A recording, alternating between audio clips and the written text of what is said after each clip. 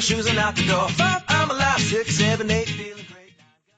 Hello BYWG Tribe, this is Dr. Noah. We wanted to make you aware of our carefully selected Product of the Month and Book of the Month for January 2018. Keep in mind, all the links and discount codes for the book and products will be listed in the show notes in iTunes and on our website at www.beyondyourwildestgenes.com at the Listen Now tab. Our book of the month is Beyond the Mat, Achieve Focus, Presence, and Enlightened Leadership Through the Principles and Practice of Yoga by Julie Rosenberg, MD. Our product of the month is Swannies, our favorite and most stylish blue light blocking glasses for better sleep. Both Julie Rosenberg, discussing her book, and James Swanwick, discussing better sleep, can be heard on the Beyond Your Wildest Genes podcast archives. Hey everybody, welcome back to the Beyond Your Wildest Genes podcast. I'm your co-host today, Dr. Mike Akinfora, and today I have author Miriam Kalamian. Miriam, how are you? I'm great. How are you today? Wonderful. Miriam has written a phenomenal book that, as you all know, keto is near and dear to our hearts for various reasons and our stories. And her book is Keto for Cancer, Ketogenic Metabolic Therapy as a Targeted Nutritional Strategy. Great book. It'll be in the show notes. And Miriam and I are going to talk today about how this can help you as you go through your journey. I'm going to read a short bio and we're going to get right into it. So Miriam is a nutritional consultant, educator, and author specializing in the implications of ketogenic therapies. She's a leading voice in the keto movement, coming to it from an intensely personal experience. In 2004, her young son Rafi was diagnosed with brain cancer. Unfortunately, conventional treatments failed. It was then that Miriam literally stumbled onto Dr. Thomas Seyfried's research supporting the use of the diet in cancer. In an awesome turn of events, Rafi's tumors stopped growing after just 3 months of a medically supervised ketogenic diet. That was the turning point in Miriam's life as well. By the spring of 2010, she had earned her master's degree in human nutrition and was board certified to practice. Well, of all the folks that I've had on the show, your personal experience really speaks to me, and I really want to thank you for taking the time to put your personal journey into words so that you could help more folks. And I was driven to do it, believe me. This was this book, Keto for Cancer, was the opportunity to wrap my son's story around the science, around the nuts and bolts of the diet, around the advocacy that's needed in order to move forward with the diet. I start and I end with my son's story because that's why I do what I do. And you did a wonderful job of leading into his story, and I want to elaborate on that. So in December of 2004, so it was right around this time in 2004, we learned that our son Rafi, who was only 4 years old at the time, had brain cancer. So can just imagine as a parent how devastating that is to hear this. And when we got this news, we weren't even sure what it meant, did it? But it certainly meant that his future was going to be different, very different from what we had been thinking up to that point. So this tumor was the size of an orange, inoperable because it was so infiltrated into the normal tissue of his brain. And so the only option that they presented to us at this diagnosis was 14 months of weekly chemotherapy. So, I know. So they sent us home on Christmas Eve. That's when we had the biopsy results, on Christmas Eve. And they said, come back right after the holiday and we'll start chemo, which we did. And, to watch him get compromised by this therapy he was okay for the first few months, and then it just starts to wear down. And we were hoping to kick the can down the road with this, but at the end of this 14 months, it didn't take long to learn that it really hadn't touched the cancer. So he had done all this, and, we had gone through this, and his cancer was still growing. So we moved to the next therapy, and that was 12 weeks of chemotherapy, and that one didn't touch. The tumor was growing through that, so then we did the unthinkable. We subjected him to a couple of very risky surgeries, and that helped to slow things down a little bit, but it also created a lot of problems in the hypothalamus, and that area actually, that grew back in 8 weeks plus 25% more. So we'd actually stimulated growth there. So now we're desperate. What are we going to do? We enter him in a clinical trial, thinking that's the, cutting edge. Here we've got a clinical trial. We didn't understand that this is just about recruiting numbers, and our son failed that. And it was in the process of thinking about what to do next. Their plan was to move him to palliative care. So this is like the spring of 2007. They're moving him to palliative care, which is just treatments that are going to keep him hospitalized and blood transfusions and whatever until there's finally nothing else to treat.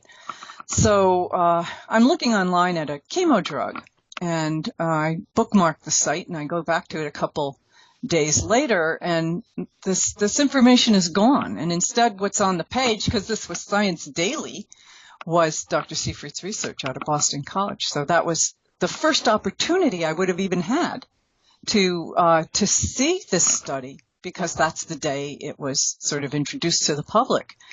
And I want to stress, I was not looking for a cancer diet. I was still researching conventional care. So here's this study. It's mouse model. I've been trained not to pay attention to mouse model, but what caught my eye was his mention of a study that had been done in children with advanced brain tumors, anaplastic astrocytoma. So that really caught my eye, because that study had been done in the 90s, and why hadn't I heard about this, and what was this about a diet? And I contacted his lab, and Dr. Seyfried starts emailing me back with all this information, everything that he had on how to use this diet for cancer. Or, the basis, I should say, not how to use it, but the basis of this. For brain cancer, this study was about caloric restriction, ketogenic diet in a mouse model of brain cancer. And it clearly showed that the mice who were ketogenic had better outcomes. It didn't cure them, it didn't save them, but man, anything to kick the can down the road. So we brought this to his pediatric specialist, and he just rolled his eyes, and that's the response that so many people get. He rolled his eyes and just told us it wasn't going to work. And then he gets his high-powered buddy on the phone, and he tells us that the Atkins diet, no, I never said Atkins, I said ketogenic, but he tells us, the Atkins diet is for fat people, stick to the plan. Well, I just told you what their plan was, which was palliative care until he died. Right. So it's like, well, we want to do this. I actually had to kind of sign off on a care plan. It was all very intimidating to stand up to these doctors that at one point were, I was looking at as his only chance. To stand up to them and say we were going to do something as ridiculous as a diet. So we got his local oncologist and his pediatrician to medically monitor this, because I was scared to death. Nobody in 2007 was going to support this. And there was all this information out there in the epilepsy world on how to do this, but, not in the cancer world. So we were a huge liability. Nobody was going to take that on. But I got a hold of the protocol, and I got help from a couple of moms who were doing this for their children with epilepsy. And I had the Johns Hopkins book, and I had an Atkins carb counter, and we went ahead with it for a 3-month trial. And none of us were expecting what we saw at 3 months, which was this tumor had finally stopped growing. In fact, it had shrunk back from the margins, which we didn't even think was possible and was just smaller all around, 10 to 15% smaller. Wow. Which doesn't sound like a lot when you're talking about a tumor the size of an orange, but this was the first time we'd seen anything positive. So you could just imagine what it felt like to get this news, but I also went, this is great, but I don't really understand why this happened. And I wasn't getting many answers as to why this had happened. I wasn't even getting answers on how to do this, maybe how we could tweak this to make it better for cancer. And I got the Charlie Foundation nutritionist to talk to me on the phone. And in 90 minutes, I had decided that I really needed to go to school for this. So that's what I did. I went into a graduate program, a very traditional one for that's registered dietitians. Sure. Get their master's degrees through. And thankfully, I had the support of senior professors and my advisor in looking at ketogenic, because I certainly didn't have the support of the registered dietitians that were in this in my classes. Only a couple of them acknowledged that this was a reasonable thing to be doing. And I'm thinking, what have we got to lose? And they're thinking, you're going outside the bounds of conventional care here. So anyway, so it's just been, so in 2010, I have my degree. I can start to legally practice this, bring this to people. And my son, unfortunately, he died in 2013. But if you look at the time that we started it, which was the spring of 2007, we had 6 years. There was no way we were going to get 6 years if we had gone the palliative care route. It just wasn't going to happen. So, I don't care what doctors think about the level of evidence that we have here. I don't care about their opinions, I should say, about the level of evidence. Of course, I would like the level of evidence to be stronger. But this worked with my son, and the people that I've worked with since, and it's been hundreds of people, not just with brain cancer, but with all kinds of cancers. And it is not a cure, but when used as an adjunct to care, we're seeing amazing responses to treatment, much better than if people were just doing the standard of care. So why not? It comes down to why not? People with cancer don't have the luxury of time. Why shouldn't we be changing up the diet? It is Rob Wolfe, who has Paleo Solution podcast, Paleo Solution book. Basically, I love his philosophy is let's try it for 30 days, 60 days, and let's see how you look, feel, and function after that time. Exactly. That's what I tell people. It's just an experiment. Yep. Do it for 2 months. Commit to it fully for 2 months. Get your scan as a baseline, or use your scan as a baseline, and then let's look at what happens a few months from now. Plus, you got to look at how, the other health improvements you can get from a ketogenic diet. So, why not give it a trial like we did?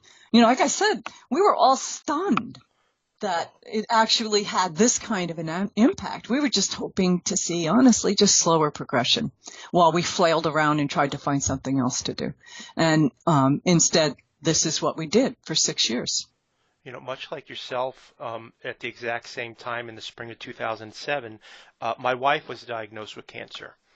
And having 2 young children at the time, when you understand this, when you get that cancer diagnosis, your innards want to fall out.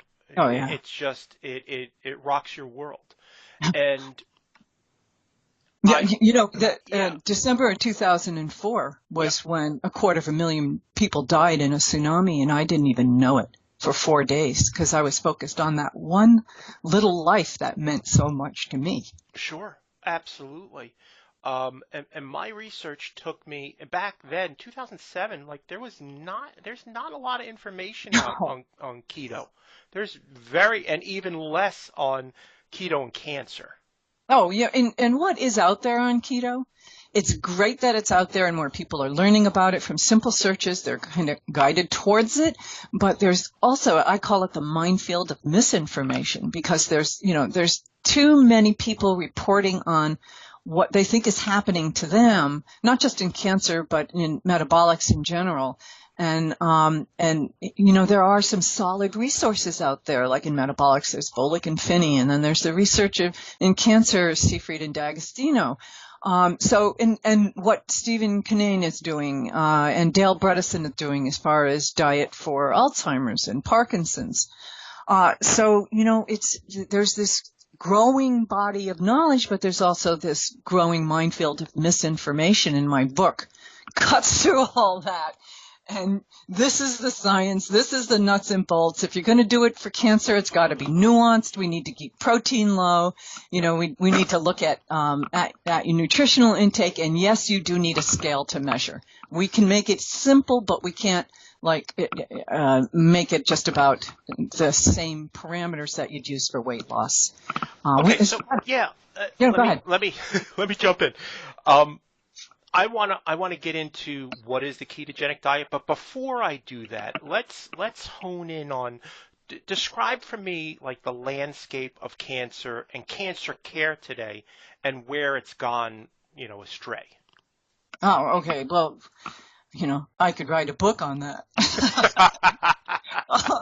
But what happened was basically back in the early part of the last century, Otto Warburg in his observation saw that cancer cells metabolized glucose at a much higher rate than normal cells. And this has never been in dispute then or since. It's called the Warburg effect. Some people call it the Warburg, extended to the Warburg hypothesis, but let's just call it the Warburg effect.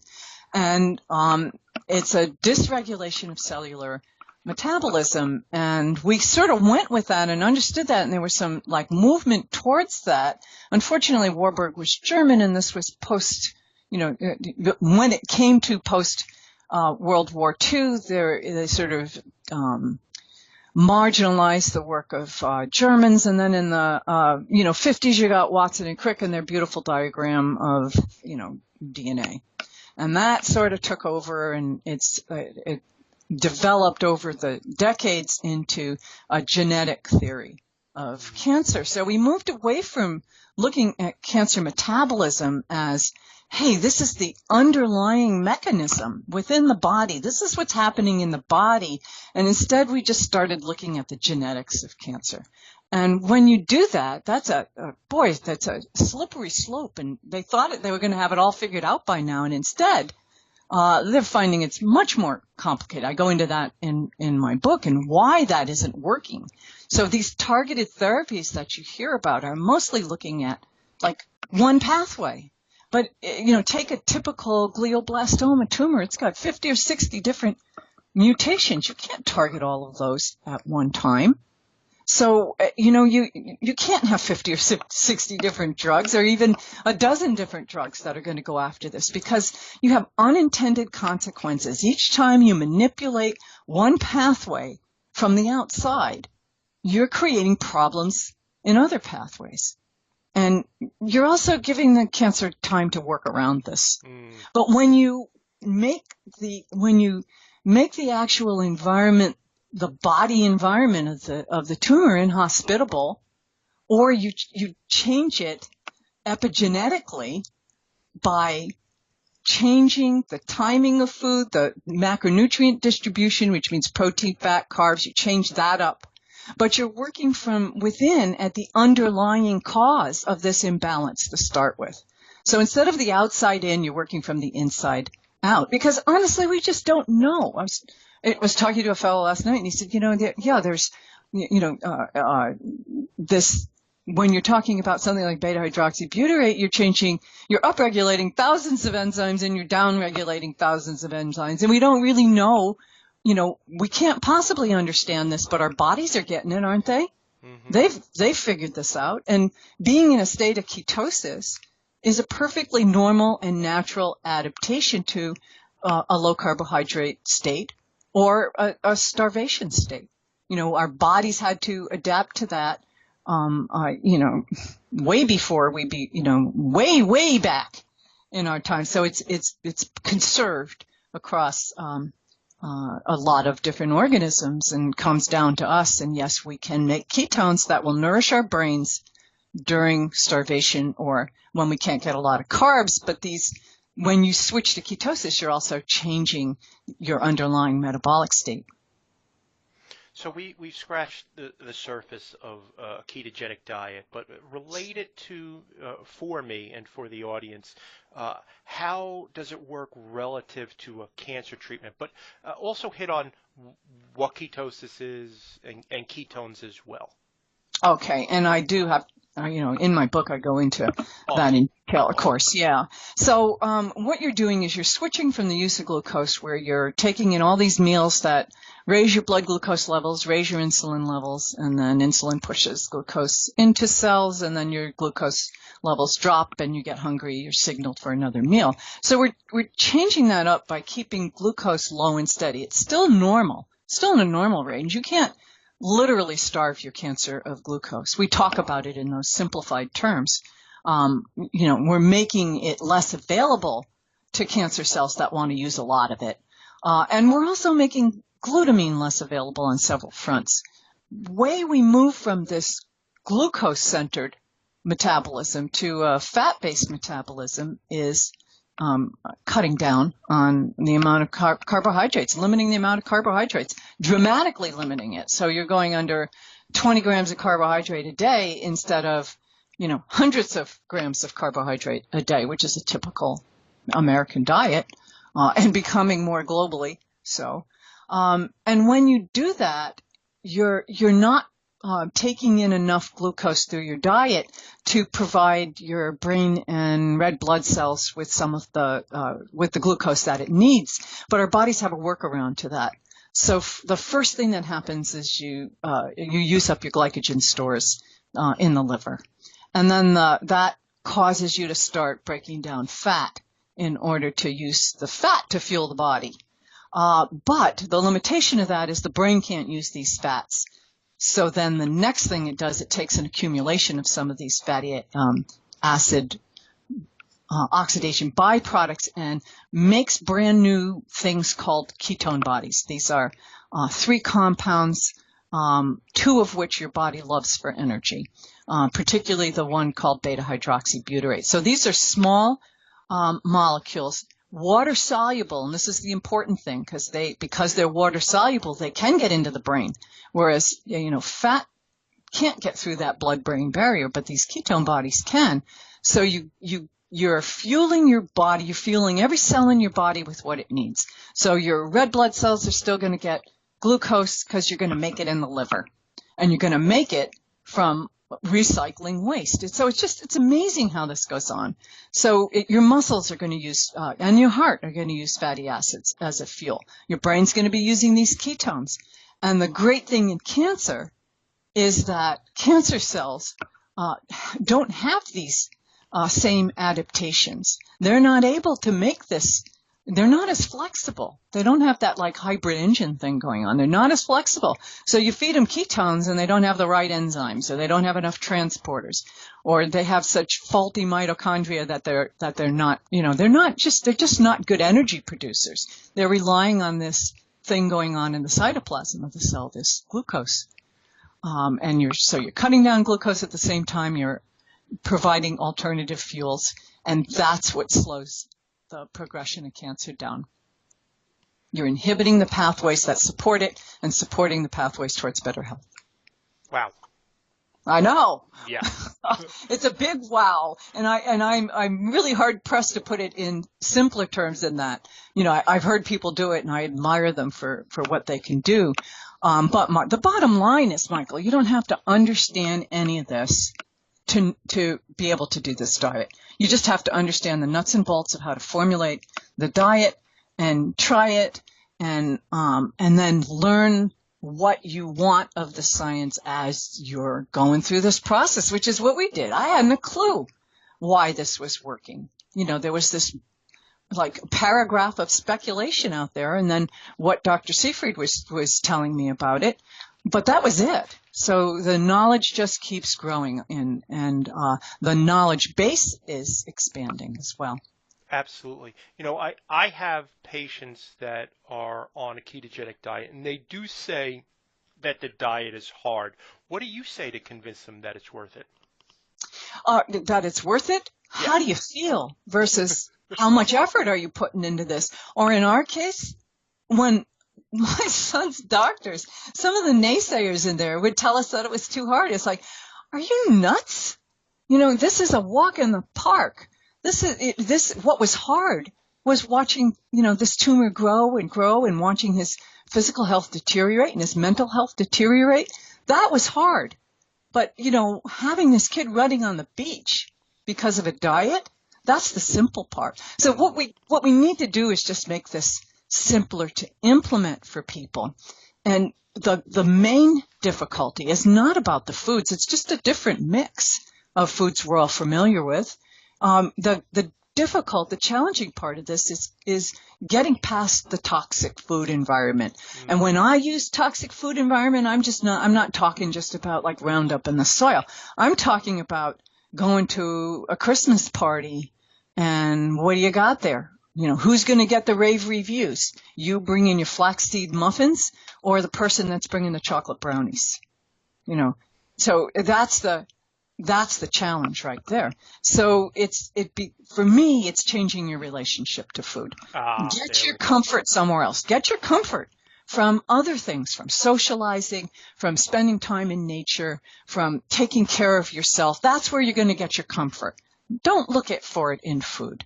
That's history once you get this cancer diagnosis. Absolutely.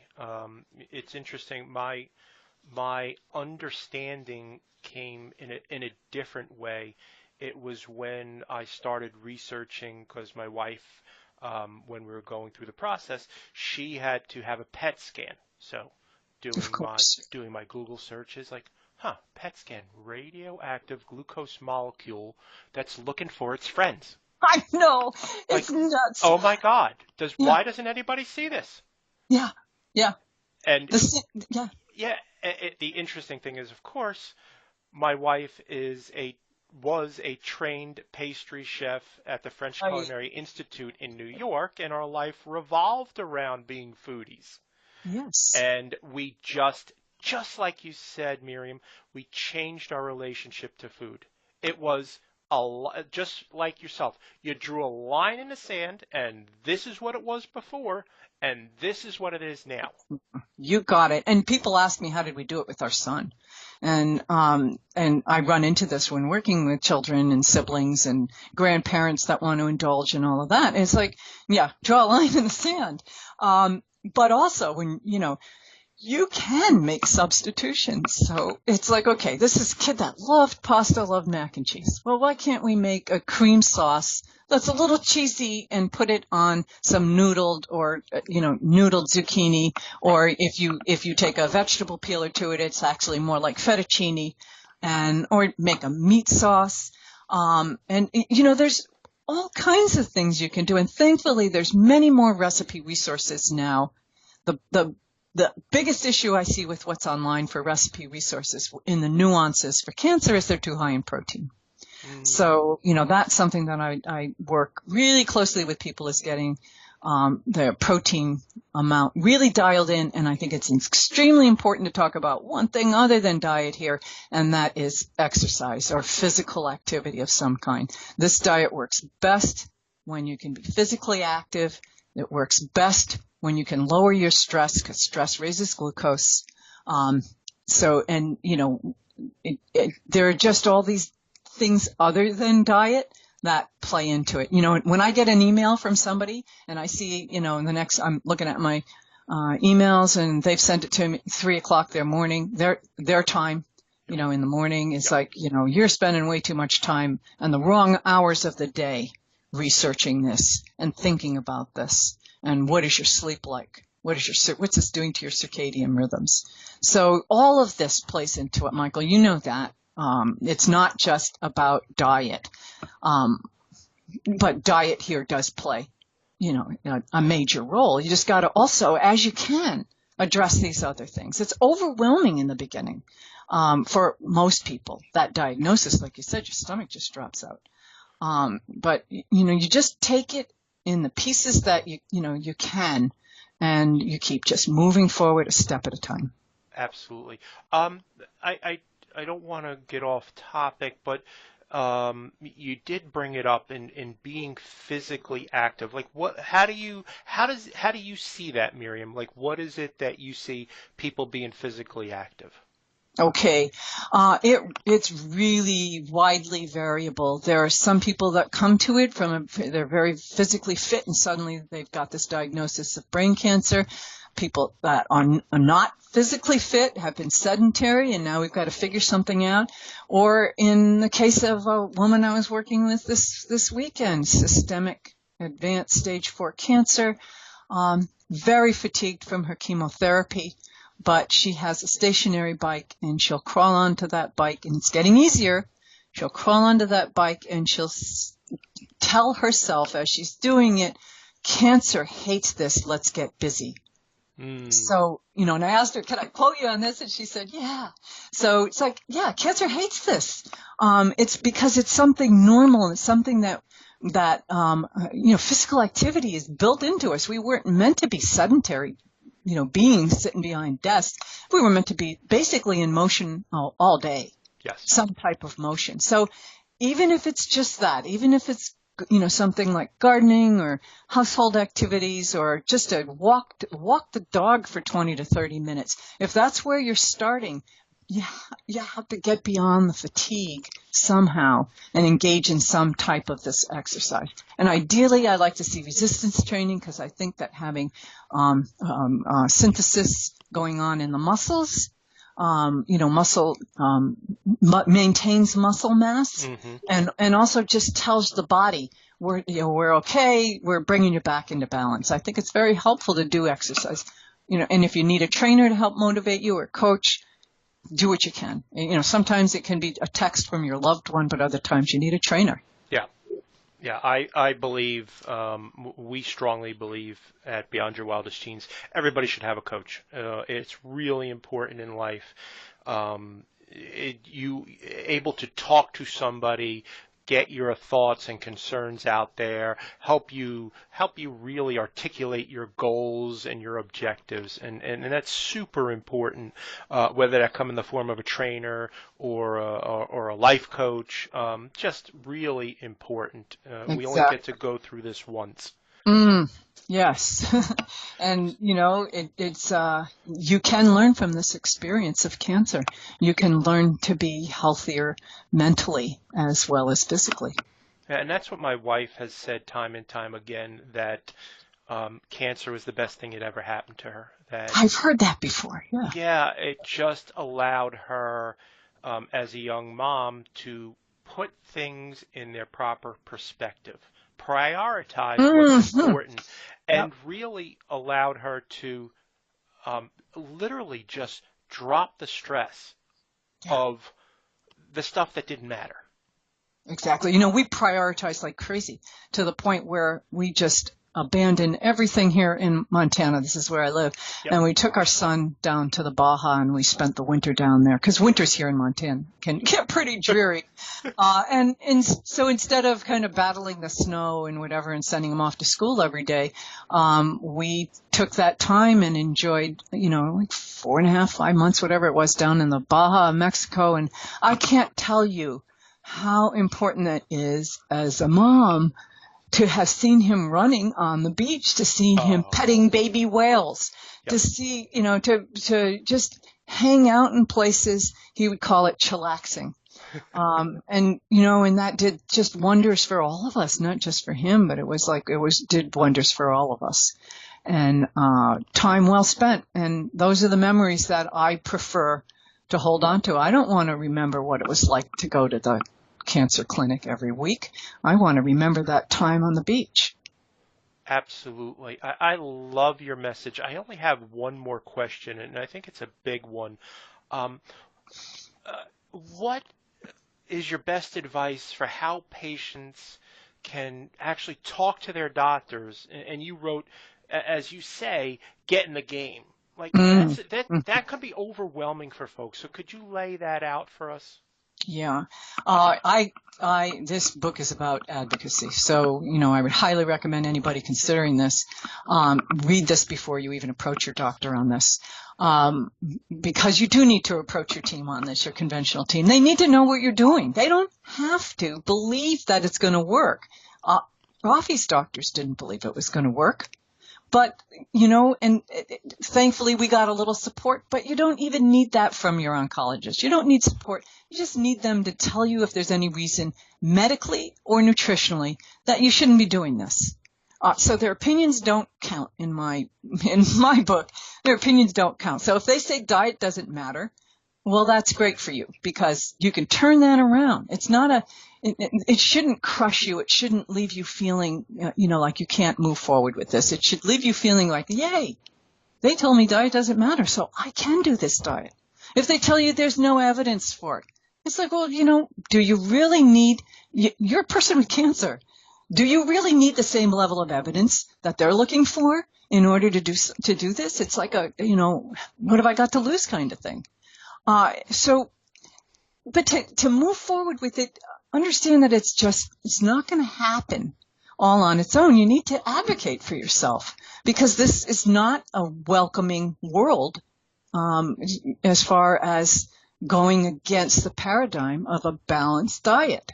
So I stress getting the nutrition that you need, but you can do it within the context of a ketogenic diet. So, the advocacy, the self-advocacy, the empowerment, understanding some basics about the science without, you don't need, like I said, you don't need to understand all this. You can just have it at a basic level. And then being able to do it properly so that you're not feeling hungry or sick or headachy or lightheaded or anything during the transition.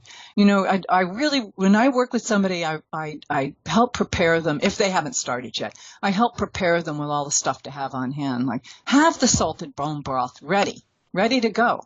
And, so that when you're not feeling like you can get through the next few hours, you have something you can have that's going to help you with this. So the transition, people should be able to get through this in a few days to, a week or two.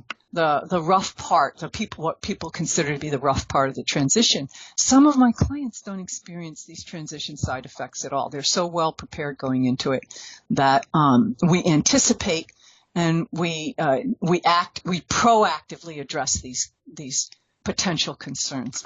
And it gets more complicated with chemotherapy. So that's the nuances that I have in my book are about being able to mesh this with a standard of care, or if somebody's going alternative, with the alternative. I support them diet-wise no matter what their decision is, because believe me, it is their decision. It's not the oncologist's decision. It's not the endocrinologist's decision what you eat.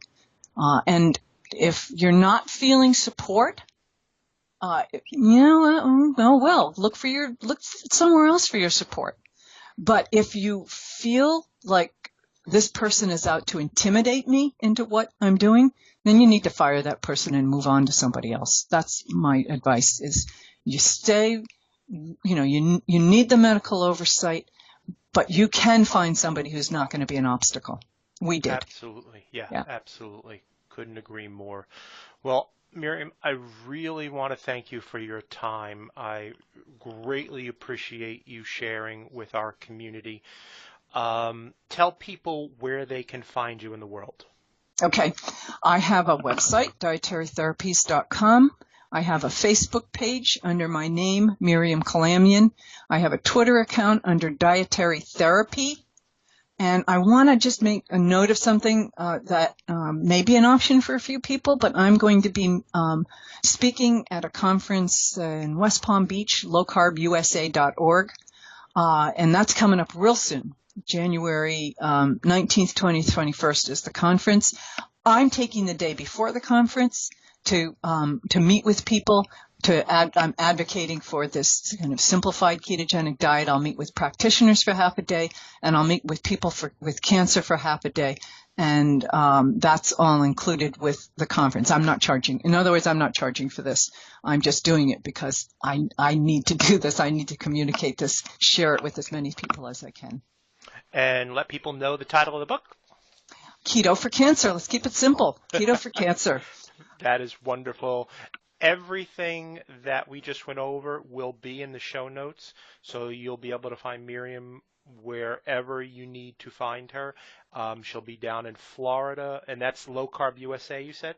lowcarbusa.org, and it's the West .org. Palm Beach event. Yeah. Perfect. Twitter is at Dietary Therapy, correct? Uh-huh. And then your website is Dietary Therapies? Yes. Yes. Perfect. I got it. .com.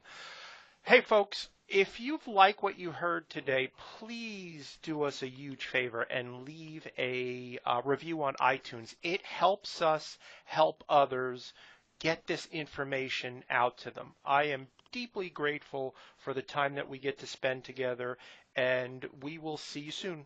Have a good day. Ciao. Thank you.